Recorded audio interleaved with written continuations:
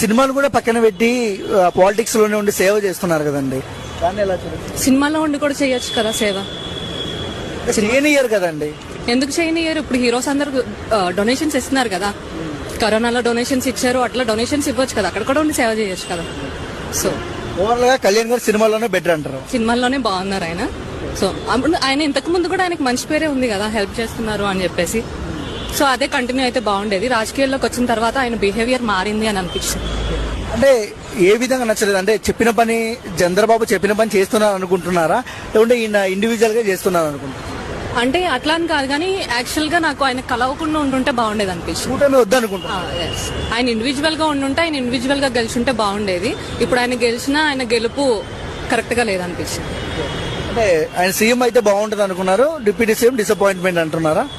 అట్లా అని కాదు, ఆయన డిప్యూటీ సీఎం అయినా ఎమ్మెల్యే అయినా ఇండివిజువల్ గా గెలిచుంటే బాగుండేది అనిపించింది.